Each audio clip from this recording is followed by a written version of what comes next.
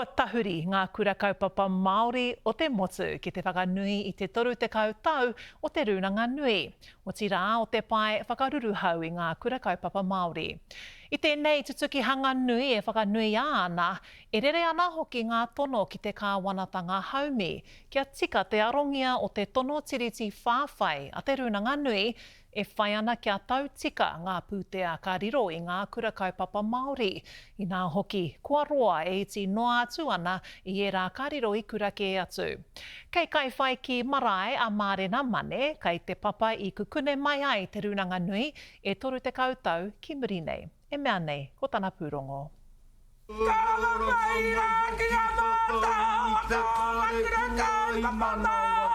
Whitu te kau katoa ngā kura kaupapa Māori a Ho Matua, ko whakakau mai ki Whanganui.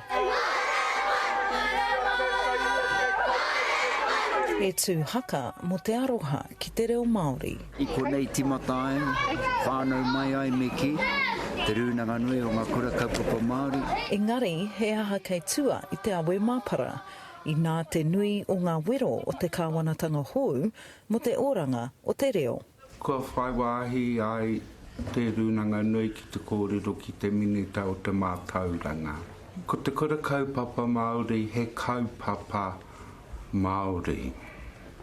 Ko te kaupapa Māori tēnei mea e whaia nei e ngā kura kaupapa Māori i ahu mai i ngā whānau kura kaupapa Māori. Ko te anamata mo te hāpori o ngā kura kaupapa Māori a Ho Matua nei, ki aro mai te kāwanatanga ki te karanga me te whakatutuki whakatika hoki i ngā mahi he, tuku pūtea kua roa e tārewa ana ki ngā kura kaupapa Māori.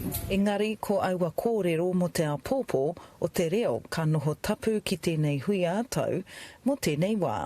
Ana tā rātou nei tū, tā rātou nei kreme, ia matau ana e tūtautoko ana, ia rātou i roto i tā rātou whai, mō te mana orite. Koira te pūtake na mai rā o taku nei kiti ngātu o te kreme ka kite mai te mana orite o te runanga nui i roto i te pūnaa o tēnei mea a te kauanatanga. Ko te tahua pūtea i te rātau i kō atu i te 40 miliona i whakapaua mo ngā kaupapa Māori me te mātauranga mo te ako me te whakatū ako manga hou. No reira e te kāwanatanga, āko ngā taumata ko whakarite mai ke whiwhi nei e rā ngā tohu, e rā atu o ngā tohu ko whiwhi rātou, mā ena e whakarangatira atu i au. He nui ngā whāinga i ngā hoki rā koe nei te tau toru te kau ko eke ngā kura kaupapa Māori a Ho Matua o te runanga nui.